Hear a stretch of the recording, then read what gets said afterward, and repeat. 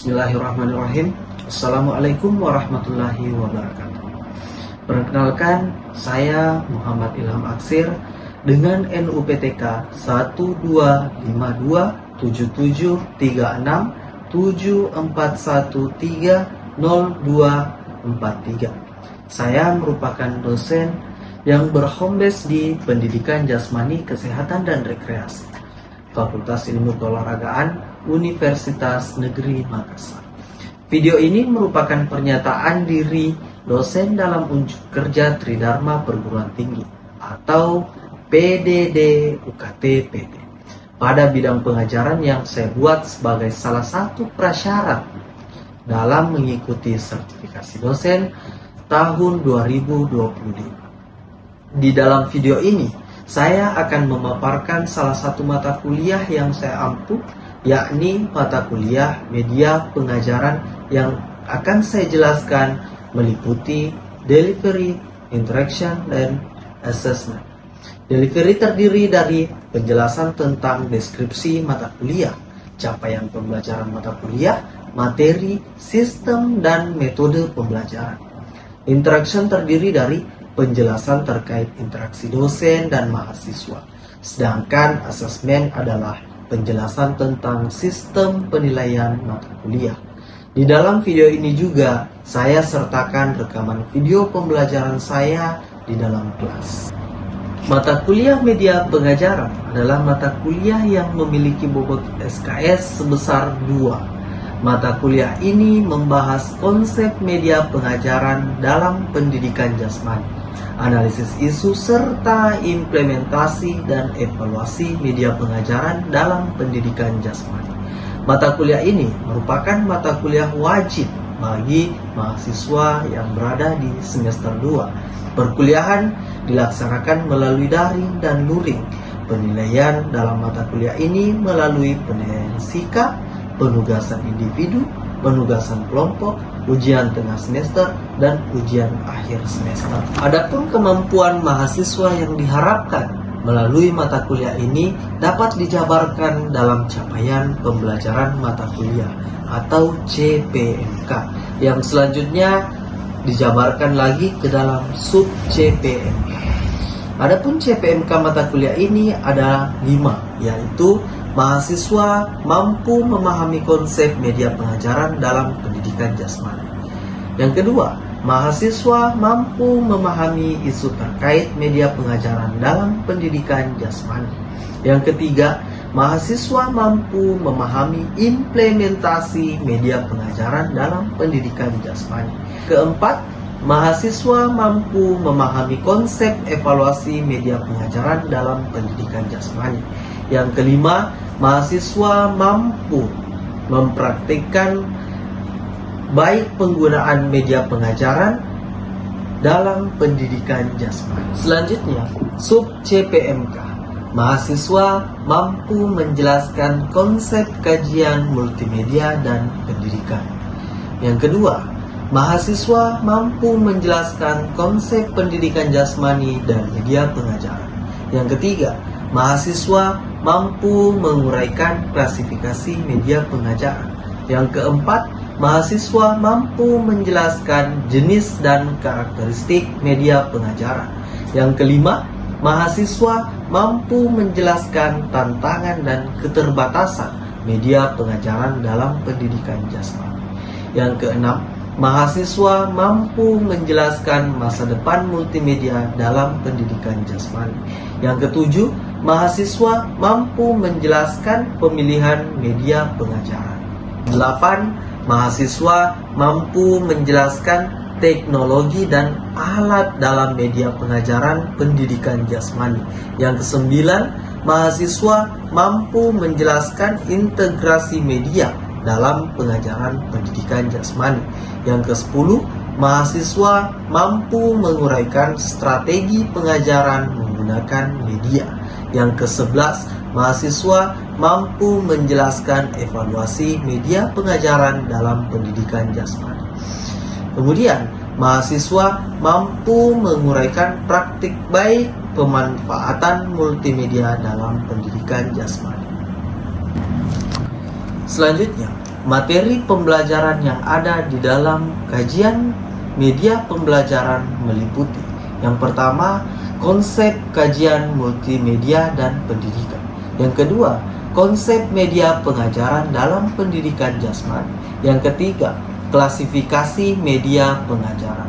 Yang keempat, jenis dan karakteristik media pengajaran. Yang kelima, tantangan, keterbatasan, dan masa depan media pengajaran. Yang keenam, pemilihan teknologi dan alat dalam media pengajaran pendidikan jasmani. Yang ketujuh, integrasi media dalam pengajaran pendidikan jasmani. Yang kedelapan, strategi pengajaran menggunakan media. Yang kesembilan, konsep evaluasi media pengajaran. Yang sepuluh, praktik baik pemanfaatan media pengajaran dalam pendidikan jasmani. Adapun rujukan utama yang saya gunakan pada mata kuliah ini, yakni tulisan saya sendiri yang telah saya terbitkan dengan judul Multimedia Interaktif dalam Pendidikan Jasmani sebagai strategi pembelajaran berbasis proyek. Yang kedua, tulisan saya sendiri modul perkuliahan berbasis case method. Dan yang ketiga, buku dari Mikhail pada tahun 2011, Instructional Models for Physical Education.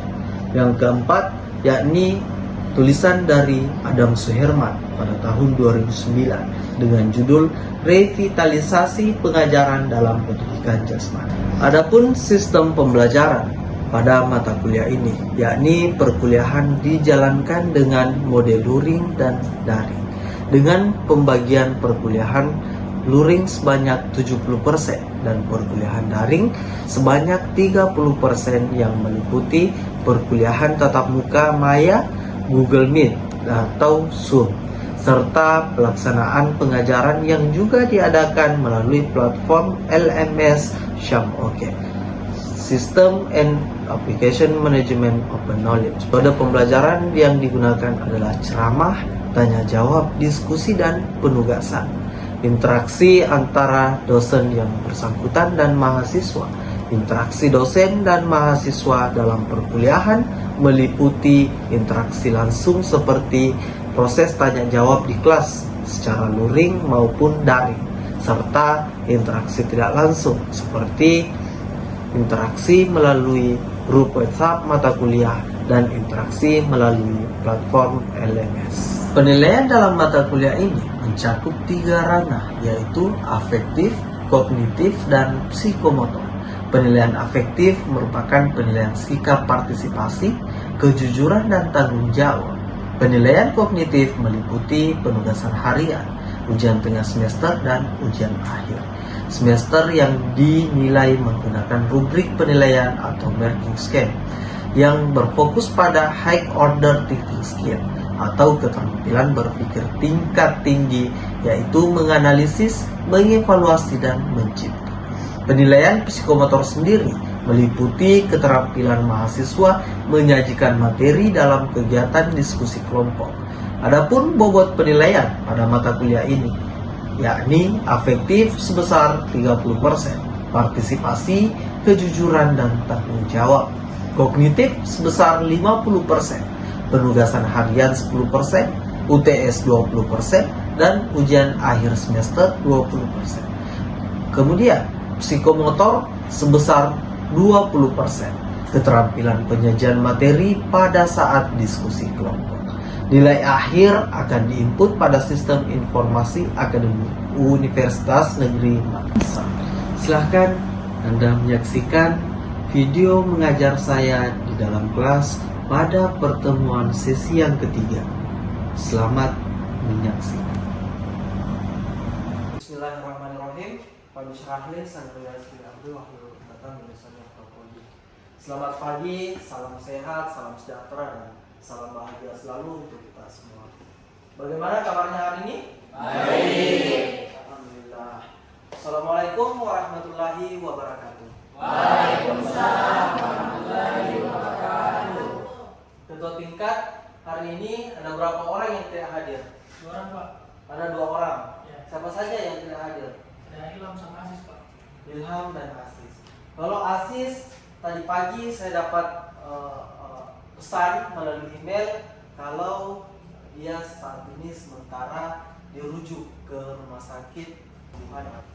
Oke, hari ini kita masuk pada pertemuan yang ketiga di mata kuliah media pembelajaran, di mana kita akan memfokuskan kaitan media pembelajaran dalam pendidikan jasmani. Karena seperti yang selalu saya katakan, media pembelajaran itu sudah banyak digunakan, tetapi masih jarang di pendidikan jasmani. Mungkin di pembelajaran biologi, fisika, dan seterusnya Anda sudah kerap kali menemukan, tetapi Anda tidak menemukan multimedia, media audiovisual, dan media yang lainnya itu di dalam proses pembelajaran pendidikan jasmani.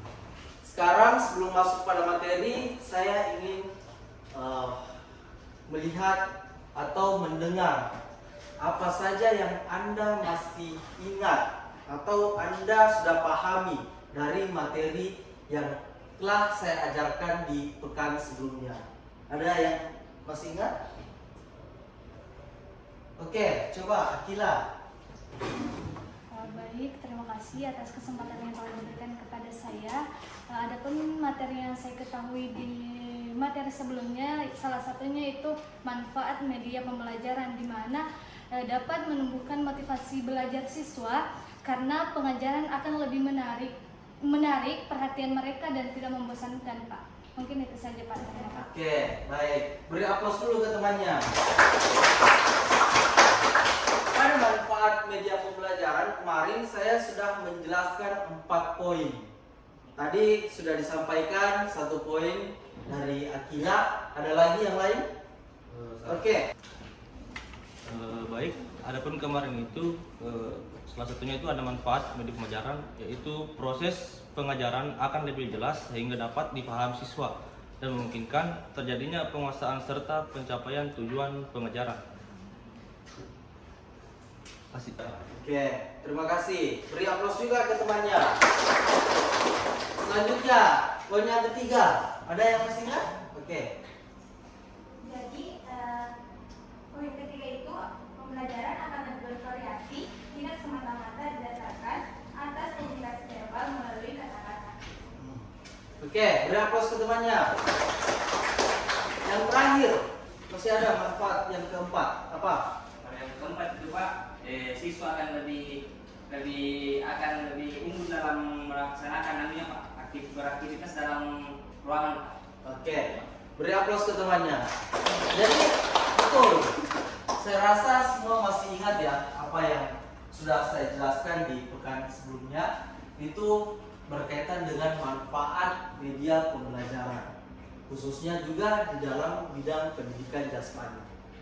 Mungkin Anda selama ini banyak melihat media pembelajaran, tetapi tidak digunakan oleh guru-guru PJOK. Sementara Anda ini adalah calon guru PJOK. Mungkin Anda melihat banyak media berkaitan dengan pembelajaran fisika, berkaitan dengan pembelajaran biologi dan seterusnya.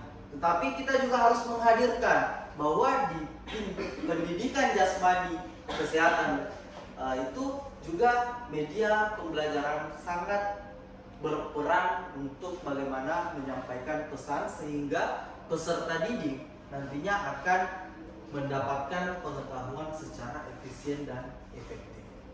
Itu ya.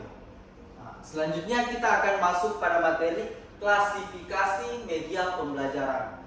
Ketika saya mengatakan klasifikasi media pembelajaran, kira-kira apa yang muncul di benaknya Anda? Saya Pak. Oke. Ini Pak, sepengetahuan saya itu ada 4, di mana yang pertama itu media audio, di mana informasi yang disampaikan oleh media audio hanya bisa ditangkap oleh indera pendengar. Dan yang kedua itu media visual, di mana media yang pesannya hanya bisa ditangkap oleh penglihatan. Oke. Yang ketiga itu media audio visual, di mana menyajikan gambar bergerak disertai dengan suara. Yang terakhir itu multimedia, di mana multimedia mengandalkan banyak bahasa agar informasi bisa ditangkap oleh berbagai alat penggerak. Oke, beri aplaus ke temannya. Jadi ketika mendengar kata klasifikasi media artinya apa? Artinya bahwa media itu bukan cuma satu. Media itu berbagai jenis yang dapat digunakan untuk menghantarkan informasi. Nah, ini relevan dengan tugas sebagai seorang pengajar nantinya.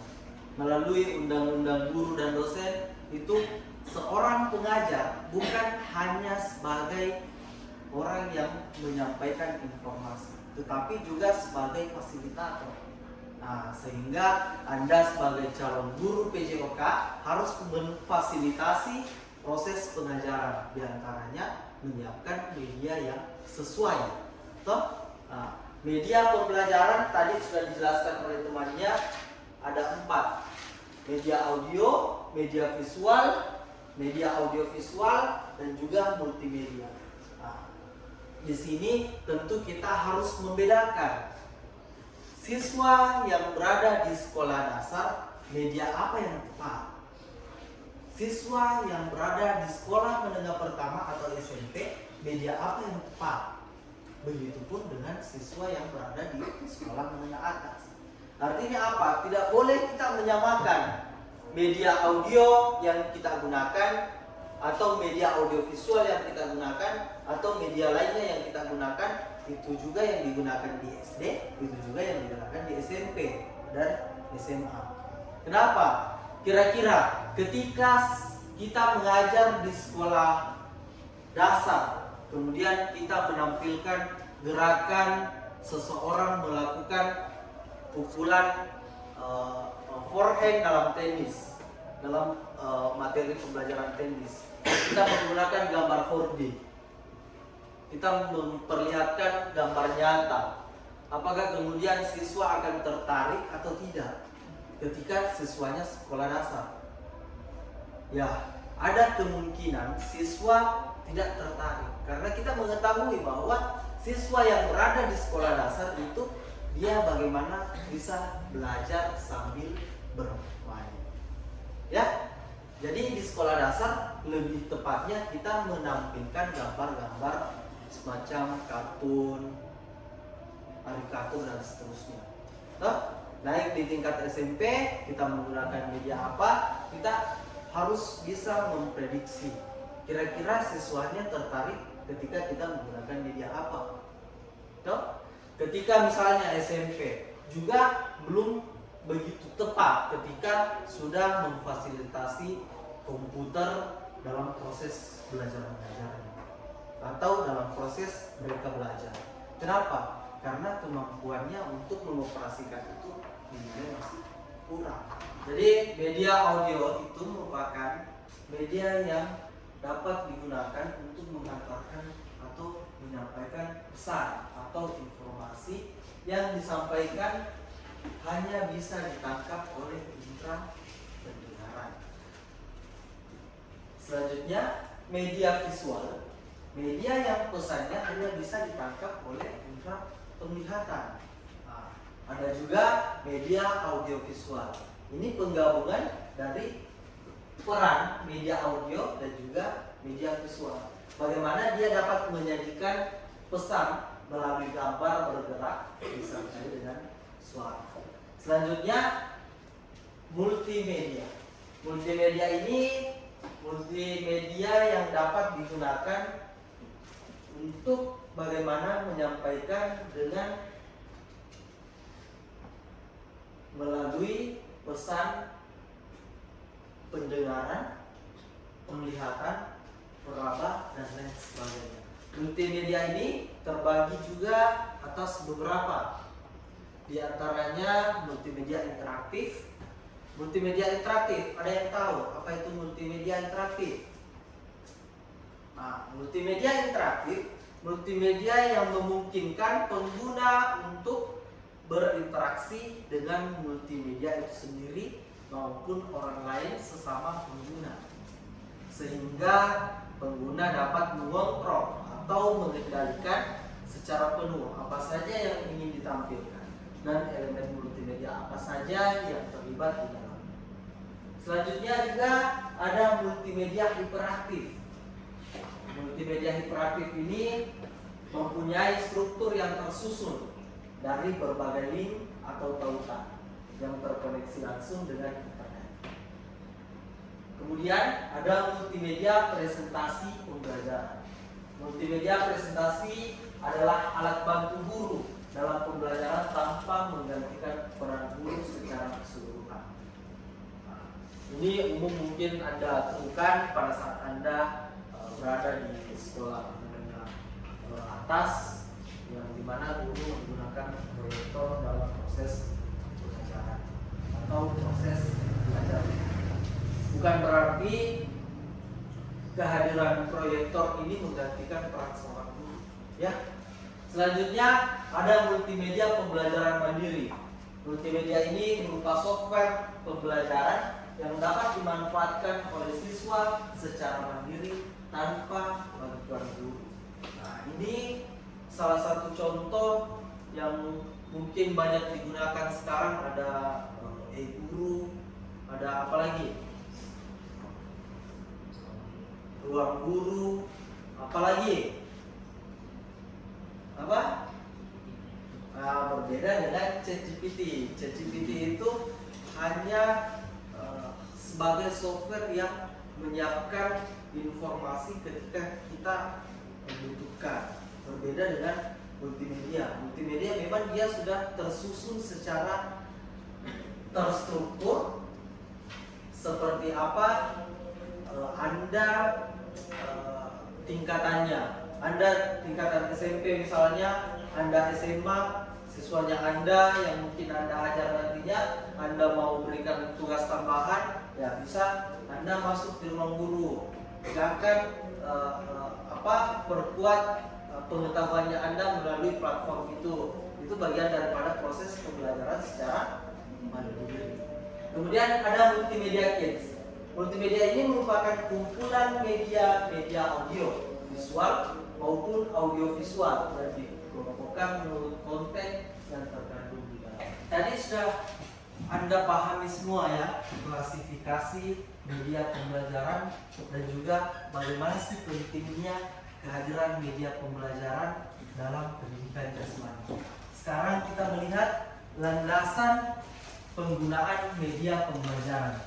Ada 3. Anda bisa melihat pada slide. Di sini ada landasan psikologis, di mana kajian psikologis menyatakan bahwa peserta didik akan lebih mudah mempelajari hal yang konkret ketimbang yang abstrak. Nah, kemudian ini yang pertama sangat relevan dengan pendidikan jasmani, di mana ketika kita melihat suatu gambar selalu memprediksi. Ini gerakannya sebenarnya seperti apa? Cara memukul bola tenis itu seperti apa? Apakah seperti ketika memukul shuttlecock? Nah, itu kan abstrak, sehingga kehadiran media bisa memperlihatkan secara konkret. Kemudian landasan teknologis. Proses pembelajar setiap peserta didik akan amat dimudahkan. Nah, kata kunci ketika menggunakan teknologi akan amat dimudahkan dengan hadirnya media pembelajaran yang sesuai dengan karakteristiknya. Ini juga yang sempat saya singgung, bahwa ketika mengembangkan suatu media pembelajaran harus melihat karakteristik dari peserta didik yang akan diajar.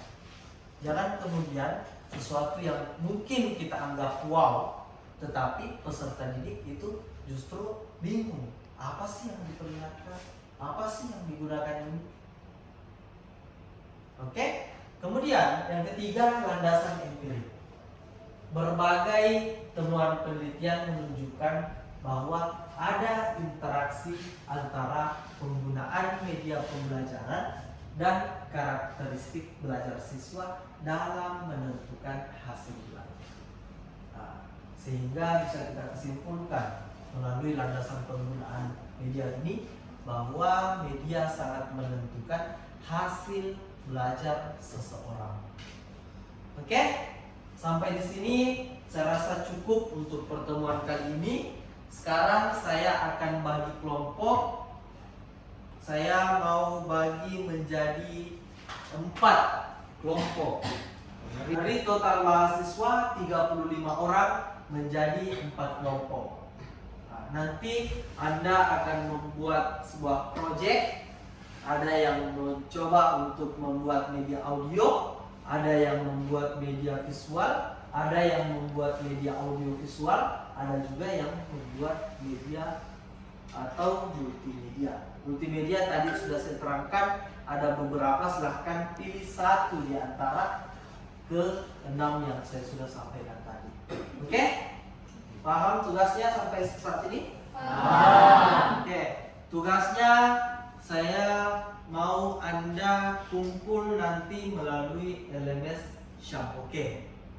Semua punya akun ya di Syampoke. Nah, nanti satu atau perwakilan kelompok mengumpul tugasnya, kemudian minggu depan juga dipresentasikan. Minggu depan kita masuk pada pertemuan yang keempat, di mana kita akan belajar berkaitan dengan prinsip-prinsip penggunaan media dalam pembelajaran. Juga kita akan mengulas bagaimana prinsip-prinsip penggunaan media dalam pembelajaran ini difokuskan pada pembelajaran pendidikan jasmani. Oke, saya rasa cukup untuk hari ini. Ada yang mau ditanyakan sebelum saya akhiri? Oke, saya rasa sudah mengerti semua ya. Oke. Kalau begitu saya tutup pertemuan kita pada hari ini. Semoga Anda semua ini dalam keadaan sehat, dalam keadaan fit. Ketika minggu depan nantinya semua akan hadir kembali membersamai di mata kuliah media pembelajaran pada materi prinsip-prinsip penggunaan media pembelajaran. Oke, saya akhiri, wabillahi taufiq wal hidayah. Wassalamualaikum warahmatullahi wabarakatuh. Waalaikumsalam warahmatullahi wabarakatuh.